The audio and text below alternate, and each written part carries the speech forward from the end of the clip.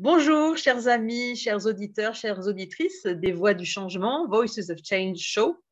Nous recevons aujourd'hui Biljana Todorova, scientifique spécialiste en immunologie et vraiment s'intéresse particulièrement aux neurosciences. Elle est également coach et conférencière. Biljana, bonjour. Bonjour Christine, ravie de faire partie de ce podcast et de pouvoir intervenir aujourd'hui en racontant un bout de ma vie. Voilà, je te laisse guider l'interaction, mais je te Non, remercie mais déjà tu sais, pour c'est cette très opportunité. nature, hein. Alors, Biljana, dis-nous, qui était la petite Biljana? Déjà, où est-ce que tu es née? Comment c'était quand tu étais petite? Est-ce que tu étais plutôt enjouée? Tu grimpais au mur? Comment était la petite Biljana? Ah, tu m'amènes loin, tu m'amènes loin. Alors, si tu entends l'accent, et je sais que toi tu le connais, mais pour les gens qui écoutent, je suis d'origine bulgare, donc la petite Biljana, elle était en Bulgarie. Euh, Elle a grandi dans une famille voilà, d'ingénieurs, d'où aussi mon profil scientifique qui a été transmis plutôt par ma famille. Euh, et la petite Biljana qui était en Bulgarie, elle rêvait grand, cependant elle n'y croyait pas du tout possible qu'elle pouvait faire des grandes choses. Elle voyait des gens à la télé passer, des gens qui s'exprimaient bien. Alors à ce moment-là, il faut savoir que la petite Biljana, elle est très très timide. Elle ne s'exprime pas du tout. Elle est plutôt en train d'observer les gens agir, faire. Elle rêve grand, mais comme à l'intérieur d'elle-même, elle n'arrive pas à y croire, elle ne passe pas à l'action. Donc, il n'y a pas beaucoup d'espoir pour cette petite Biljana si on la laisse dans le contexte et avec l'environnement qu'elle avait à ce D'accord. Et alors, moment-là. qu'est-ce qui a été le déclencheur alors pour la petite Biljana qui est devenue grande? Alors, elle a attendu longtemps quand même, parce que la petite Biljana, il faut savoir qu'elle a suivi quand même, on va dire, le chemin classique, les conseils familiales et une éducation classique. Donc, jusqu'à l'âge de... Attends, je réfléchis. J'ai poursuivi le cheminement classique de l'accumulation des diplômes en espérant que c'est les diplômes qui vont m'amener à une forme de réussite, ou en tout cas ce que je pensais être le bonheur. Et j'ai attendu longtemps. Est-ce que j'ai accumulé beaucoup de diplômes. Tu l'as annoncé, j'ai un doctorat en immunologie. Et je pense que c'était à la fois le meilleur et le pire jour de ma vie. C'était le jour où j'ai soutenu mon doctorat. Donc j'avais environ, combien? C'était en 2014, donc j'avais 29 ans. À 29 ans, je suis toujours dans l'espoir que avec ce diplôme-là, je vais boucler la boucle et je vais enfin Donc, le toucher doctorat en immunologie. le doctorat en immunologie, ouais. OK. Et c'était mon espoir que j'allais toucher. Après le doctorat, c'était une illusion, bien sûr, mais c'était dans ma tête, c'était le premier jour du bonheur démarre après le doctorat. D'accord. Donc, certainement Il y a plein de gens qui savent que ce n'est pas le cas, hein. je l'espère pour eux, parce que moi, pendant longtemps, j'y espérais que c'était ça qui allait m'amener vers le bonheur et j'y croyais. Je ne me connaissais pas assez à ce moment-là, donc j'étais vraiment focalisée sur les études, la carrière. Et donc, voilà, le jour de mon doctorat, j'ai conscientisé que le lendemain, je serais juste la même personne avec un papier de plus. Et c'était, je pense, les premières douleurs qui m'a amené, qui était le déclencheur, parce que tu m'as posé la question sur le déclencheur. C'était le moment où j'ai conscientisé qu'il va falloir que je fasse autre chose et que la recette qui m'a été transmise par ma famille, par mon éducation, n'allait pas marcher. D'accord. Donc, en fait, l'éducation plus le diplôme, finalement, ça ne t'a pas amené au bonheur. Donc, Ah, à partir de ça n'a pas quand marché. est-ce que tu as décidé d'être heureuse et à partir de quand est-ce que tu as finalement réalisé qu'il fallait que tu fasses autre chose? Alors, en conscientisant ça, ça n'a pas suffi pour mon cerveau pour qu'il trouve des solutions. Et sachant qu'à ce moment-là, je connaissais pas tous les outils qu'aujourd'hui j'utilise dans mes accompagnements.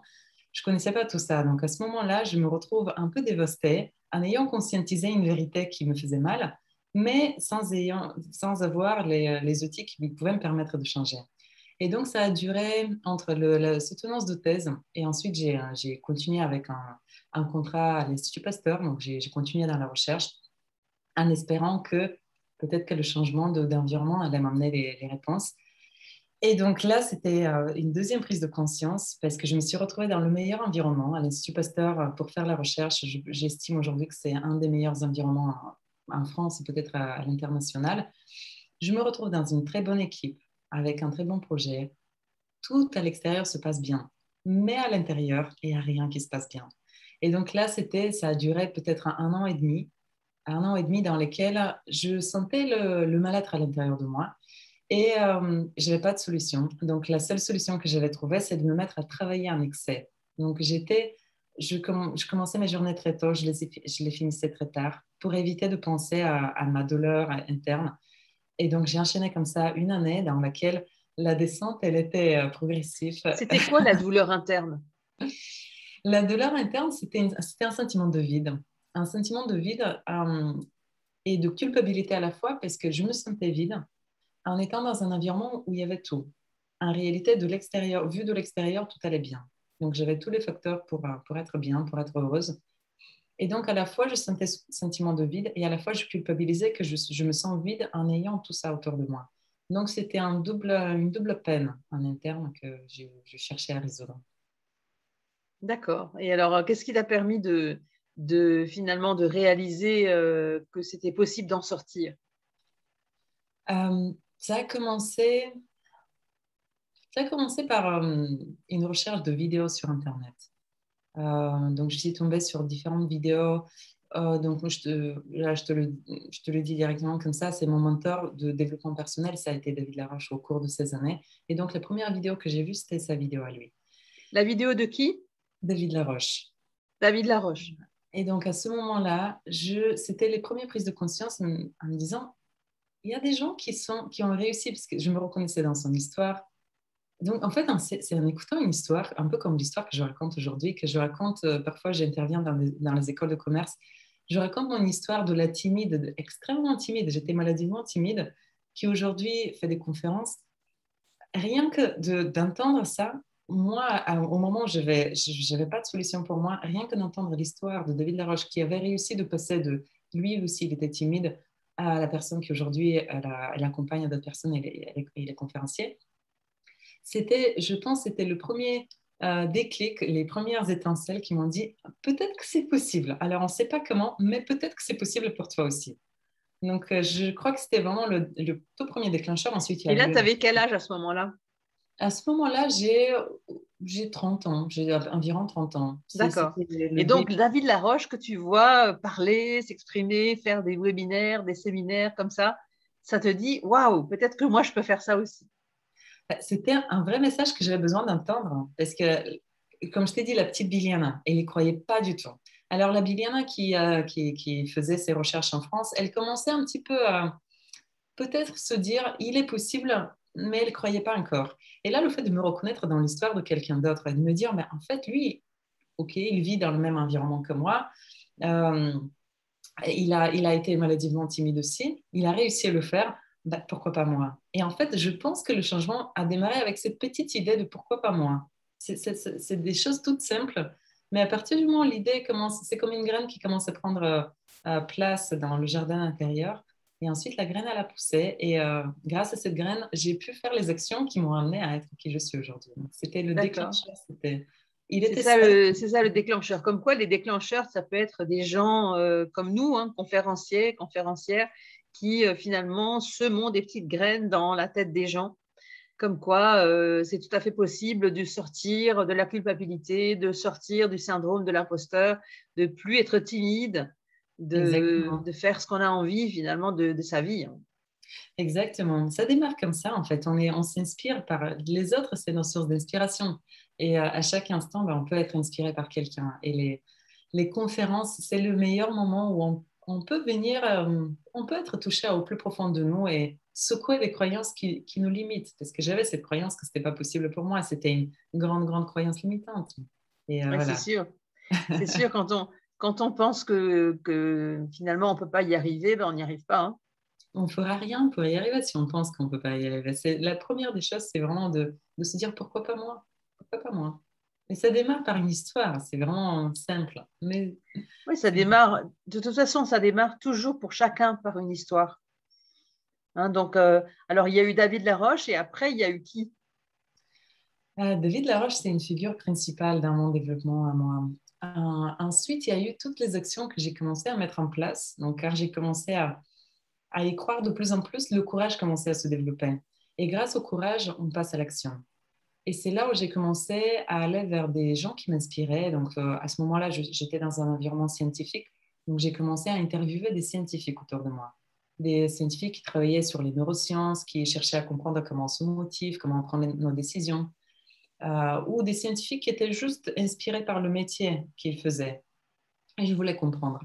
Et dans toutes ces rencontres que j'ai faites, à chaque fois, c'était un déclenchement de d'accord, ok, je comprends de mieux en mieux. En fait, c'était une forme de comprendre l'excellence chez les gens qui l'appliquent déjà, ou comprendre comment notre cerveau fonctionne pour mieux l'aider à exceller, parce que notre cerveau tout seul, il n'a pas pour objectif d'exceller. Notre cerveau tout seul, il a pour objectif de s'adapter à un environnement. Il ne cherche pas à être performant, excellent, etc. Il cherche juste à se débrouiller.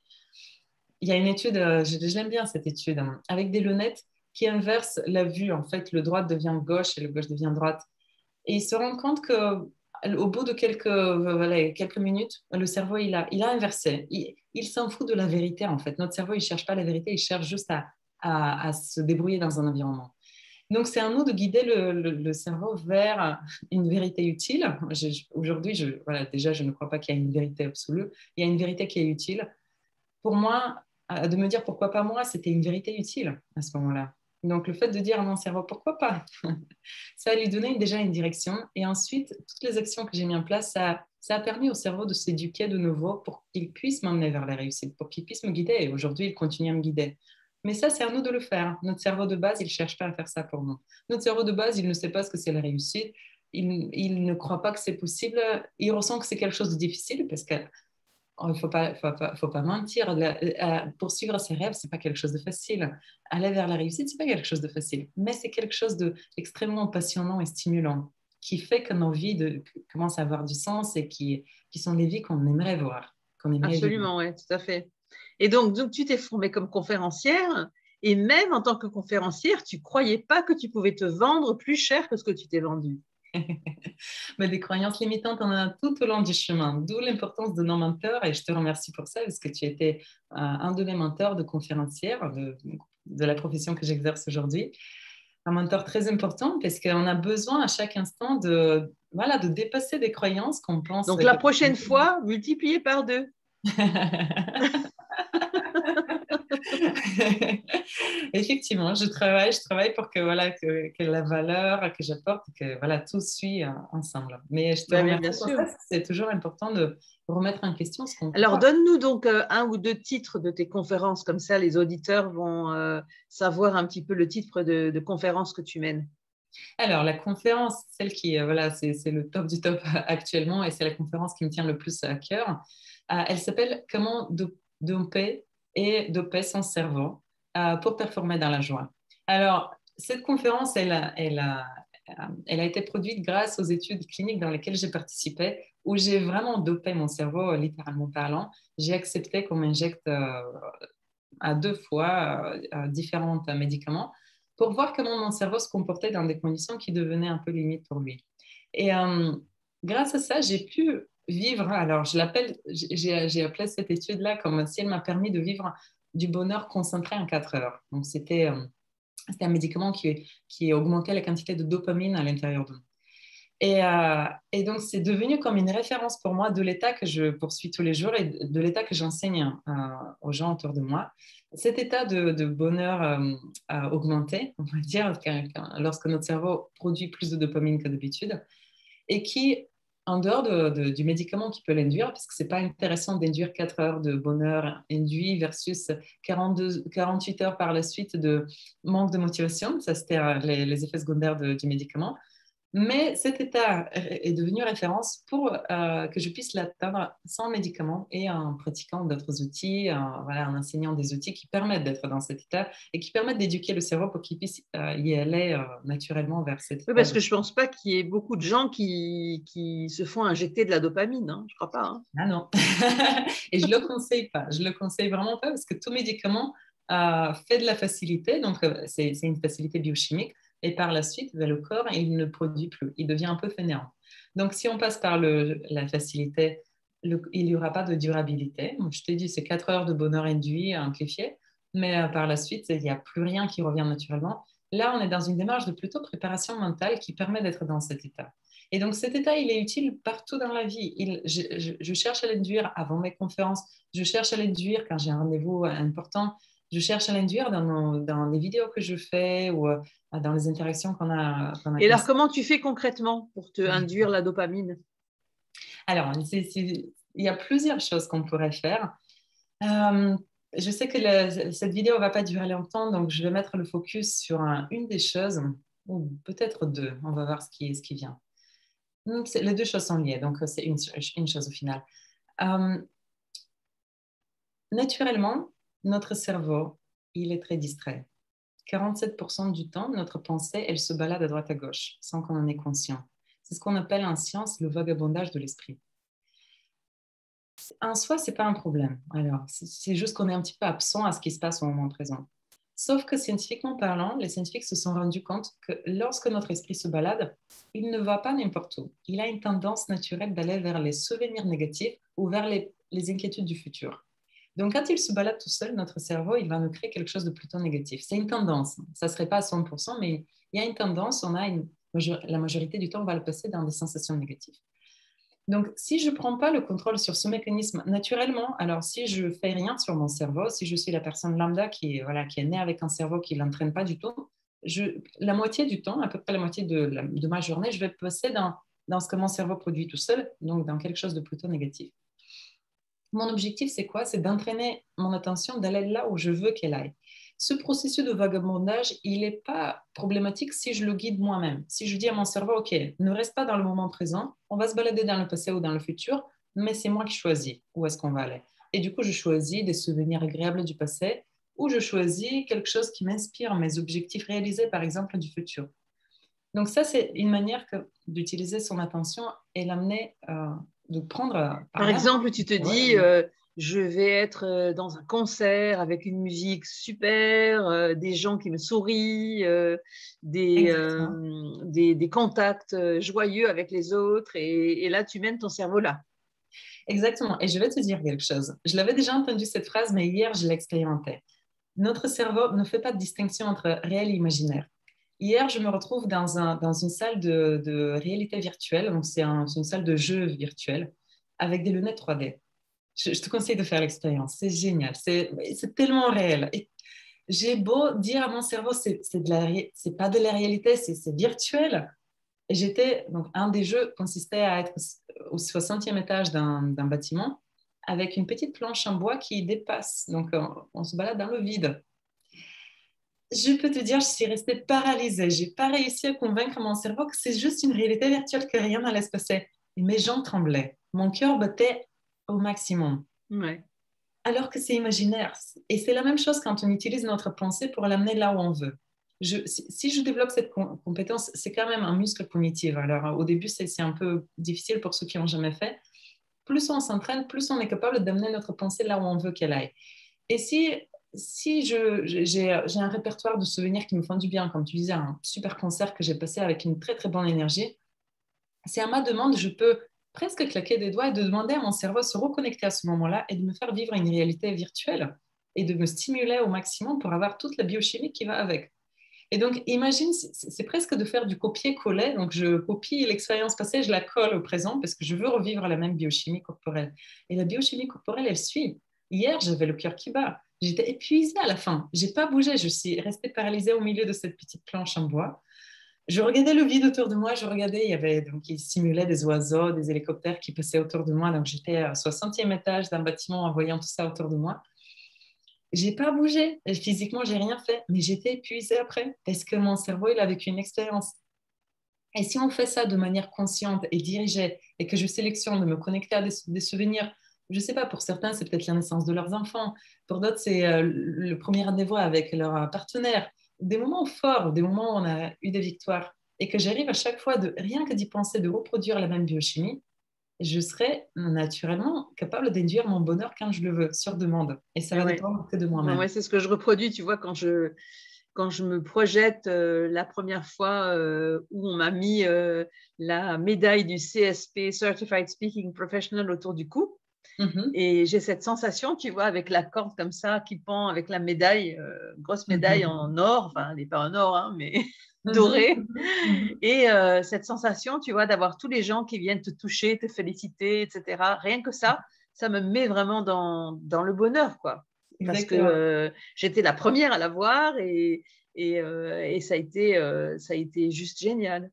Et j'ai envie de te poser la question, comment tu te sens rien que de m'en parler de ça, de ce Ah mais souvenir? c'est super, je me sens super bien, rien que de parler de ça fait revenir des souvenirs extraordinaires. C'était en 2012, c'était le 15 juillet 2012, je me souviens de la date, tu vois. Et, on était une petite vingtaine, c'était la classe 2012 des CSP 2012, il y en a tous les ans. Mhm. Et nous sommes seulement 4 en France à l'avoir. Donc, dans le monde, il y a à peu près 15 000 conférenciers référencés comme professionnels, c'est-à-dire payés pour parler. Hein. Mhm. Mhm. Et dans les 15 000, il y en a un peu moins de 7% qui ont le Mhm. CSP. Donc, Mhm. déjà, ça te donne une grande fierté et voilà, c'est quelque chose de génial et ça me met toujours dans la joie.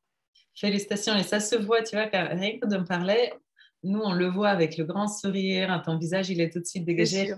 Et je suis sûre que ton corps, il est en train de produire des choses sympas pour toi à ce moment-là.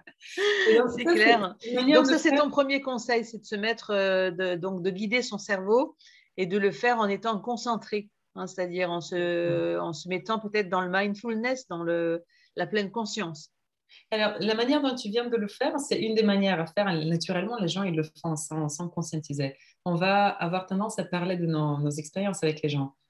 Malheureusement, beaucoup de gens, quand ils ne sont pas conscients de ce monde intérieur qui produit notre cerveau, ils vont avoir une tendance naturelle d'aller raconter plutôt les choses négatives qui se sont passées. Alors, je ne sais pas si tu as des exemples comme ça autour de toi. Moi, j'en ai plein de gens qui viennent, ils te voient et la première chose intuitivement, ils vont commencer à parler d'un truc négatif. Et donc, ça marche de la même manière avec la négativité. À partir du moment où la personne commence à me parler de son conflit, elle va produire la biochimie qui va avec. Et donc, elle va être de nouveau dans cette problématique. Tu sais, on dit que biologiquement parlant, une émotion dure 90 secondes. Pour qu'on puisse prolonger une colère ou une tristesse au-delà de 90 secondes, on est constamment en train de se rappeler le déclencheur ou la scène qui s'est jouée. Donc notre cerveau, il se rappelle la scène, il rejoue le même pattern à l'intérieur jusqu'à produire la biochimie qui va avec, et on est de nouveau dans la colère. Et comme ça, on peut la prolonger des heures, des jours, des mois, des fois des années. Il y a des gens qui sont en colère 5 ans plus tard. Quand ils repensent à la scène qui s'est produite, bam, tout de suite de la colère. Et donc, comment on sait le faire avec la négativité? Mais on peut, et c'est un réapprentissage à faire parce que, comme je t'ai dit, notre cerveau, naturellement, il a une tendance vers la négativité. Que ça soit ce processus de vagabondage qui nous amène vers la négativité ou que ce soit notre biais de négativité naturelle, notre cerveau, naturellement, il va aller vers ça. Et donc, si je prends pas le temps de le rééduquer et de faire comme ce que tu viens de faire, de raconter de plus en plus des souvenirs comme ça qui nous font nous mettre dans des états de fierté, de gratitude, d'amour, de joie, ben, notre cerveau, il va faire ce qu'il a l'habitude de faire. Et souvent, ces habitudes, c'est très souvent des mauvaises habitudes. Et donc, très souvent, il va nous amener vers des choses désagréables. Donc, la première manière de faire, c'est comme tu l'as fait, de parler de ça. Et la deuxième manière qui permet davantage à guider son attention et vivre davantage la biochimie, c'est juste de fermer les yeux. Et là, du coup, plonge dans la réalité virtuelle et on imagine tout le souvenir à 360 degrés autour de nous, comme je l'ai vécu hier avec mes lunettes, je pouvais tourner de partout. Et on s'imagine pleinement plongé dans ce souvenir. Et là, on reconnecte avec le souvenir, avec tous les détails, les éléments, les gens, on re-regarde de nouveau et là, on ressent ce que ça fait. Et à T'as partir pas du envie de te retrouver sur la planche en bois à nouveau au 60e étage. Non, même si c'était très stimulant, c'était intéressant, mais voilà, une fois comme ça, on expérimente ce que notre cerveau nous fait vivre. Mais Ouais. voilà, donc ça, c'est De un toute façon, vrai la conseil. réalité virtuelle, c'est vrai qu'ils s'en servent en psychologie, je crois, aussi pour rééduquer le cerveau. Hein. Et c'est important de le faire, de rééduquer le cerveau. C'est important de le faire. Parce que notre cerveau, il a hérité des mécanismes préhistoriques de l'homme des cavernes qui cherchait à se protéger des animaux sauvages à chaque instant. Donc pour lui, c'était important de guetter où est-ce qu'il y a un danger. Et il a développé cette capacité d'aller vers ça.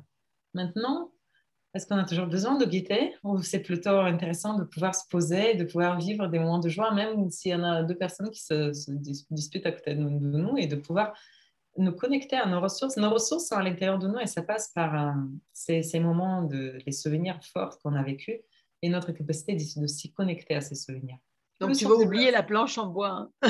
La planche en bois, elle n'est pas gênante parce que juste derrière, je peux me replonger dans un souvenir d'amour et c'est bon. J'ai rassuré tout mon système. Quand Il est tu as de... enlevé les lunettes de la virtualité. Ah, oui, oui. Du coup, c'est intéressant comme expérience, hein, c'est sûr. Mais Donc, j'aimerais bien. on peut mettre, et si on inventait des réalités virtuelles pour nous mettre dans le positif, tu crois que Ah c'est oui, possible ça? ben oui, justement, j'allais te dire, ça serait vraiment intéressant de pouvoir capter des images. Alors, j'essaye de le faire et je pense que nous tous, on essaie un petit peu avec nos téléphones. Quand on est dans un concert, comme tu disais, on essaye de prendre le maximum d'images puisque c'est cette image qui va nous guider par la suite de replonger dedans. Je ne sais pas si parmi ceux qui nous écoutent, il y a des gens qui ont tendance à regarder leurs photos des moments forts de leur vie et pour plonger. C'est une manière de plonger dans cette réalité virtuelle et de revivre. Et plus on prend du temps devant l'image et se rappeler d'autres éléments, plus ça va nous faire vivre la sensation. Maintenant, pour créer une 3D, ça serait intéressant. Cependant, quand c'est des souvenirs personnels et qu'on n'a pas forcément pensé à faire une caméra à 360 degrés au moment où on a vécu la chose, C'est c'est sûr. Par difficile. contre, il peut y avoir, par exemple, une réalité virtuelle de se retrouver en pleine nature ou au bord de Exactement. la mer avec des oiseaux, tu vois, des choses comme ça, quoi, hein, Exactement. qui plongent le cerveau plutôt dans une réalité positive, quoi. Oui, oui, oui. Ouais. Je pense Et que ça ça pourrait être existe en intéressant technologie. de suggérer ça aux neuroscientifiques. Hein. Peut-être c'est quelque chose que tu peux expérimenter toi dans tes propres accompagnements. Tu sais que tu as des spécialistes qui font des expériences justement de réalité virtuelle. Ben, demande-leur de créer 2 ou 3 réalités virtuelles positives, le bord de la mer, les petits oiseaux qui chantent, la forêt, Mhm, etc. mhm, mhm. Et peut-être, si tu accompagnes des personnes qui vont mal, qui sont dans peut-être le mal-être que tu as décrit quand tu avais 30 ans, un peu avant, eh bien, Mhm. tu peux peut-être aussi les aider en les replongeant dans ces lunettes. Exactement, c'est une très très bonne idée. C'est un peu ce qu'on fait quand on fait voilà, la méditation guidée. On cherche à construire ce type de parcours interne. C'est une expérience interne. Mais nos expériences internes sont très très importantes. Ça, je le dis souvent. On peut pas, si on travaille sur notre monde intérieur et qu'on a pris le temps de bien le dynamiser, bien enrichir avec ces souvenirs forts, avec nos ressources du passé, on ne peut même pas s'ennuyer. Si on se retrouve dans une réunion de travail où ça ne nous intéresse pas, il y a le monde extérieur, mais à chaque instant, j'ai le choix entre mon monde intérieur et le monde extérieur. Quand le monde extérieur ne m'intéresse pas ou il n'est pas stimulant ou bien il m'amène vers quelque chose de négatif, je connecte à mon monde intérieur et là, tout va bien. Et je peux m'amuser, je peux me jouer de la comédie à l'intérieur, je peux jouer des choses positives. On est capable de tout faire à chaque instant, de se créer le film qu'on veut. C'est ça qui est bien. Hein. Ah ouais, C'est c'est ça qui est bien. exceptionnel. Donc, C'est pour ça que notre cerveau, créons-nous, chers auditeurs, créez-vous le film qui vous plaît le mieux. Jouez-vous le film au bord de la mer, avec les oiseaux, en pleine forêt, avec les petits oiseaux qui chantent. Et puis, créez-vous ce film-là. Et vous vous mettrez à ce moment-là dans une attitude mentale positive, comme le suggère Biliana. Alors, Biliana, comment faire pour te joindre et pour commander tes conférences? alors, on peut me joindre directement par mail ou je peux laisser les coordonnées peut-être si tu veux les mettre Oui, en ou dessous. tu peux aussi Biliana Todorova, Todorova, c'est pas tellement fréquent non plus Biliana Todorova sur LinkedIn, hein. Donc Mhm. les gens peuvent te trouver facilement sur LinkedIn. Il y a aussi, donc, il y a aussi la chaîne YouTube que je mène. Là, du coup, j'ai facilité la tâche. J'ai gardé juste TOD, donc Liliana Todd, pour ceux qui veulent voir sur un YouTube ou sur Instagram, ce que je partage comme idée. Voilà, et comme tu disais, LinkedIn aussi, c'est le contact direct professionnel. Oui, LinkedIn, c'est un bon contact aussi pour finalement les entreprises qui voudraient que tu fasses une conférence pour plonger leurs collaborateurs dans une réalité virtuelle positive. J'aime beaucoup ce que tu viens de dire. Utilisons les capacités extraordinaires de notre cerveau pour nous faire vivre ce qu'on veut vivre au final. Exactement. Liliana, en tout cas, et chers auditeurs, merci beaucoup d'avoir passé ce temps avec nous, chère Biliana.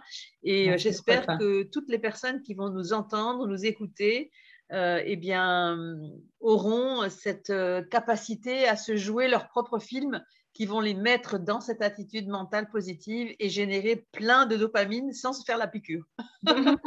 Exactement, bien dit. Okay. Merci beaucoup à toi, Christine. Merci beaucoup. Et puis, chers auditeurs, à la prochaine, au prochain podcast. Rendez-vous Les Voix du Changement. Et aujourd'hui, c'était un plaisir d'accueillir Biljana Todorova, scientifique, spécialiste en immunologie, spécialiste en neurosciences aussi, qui s'intéresse beaucoup aux sciences du bonheur, aux sciences du positivisme et qui fait des conférences, qui donne des conférences là-dessus. Donc, Biljana, merci encore à toi et à très bientôt. Merci à toi, à bientôt. Au revoir, chers auditeurs.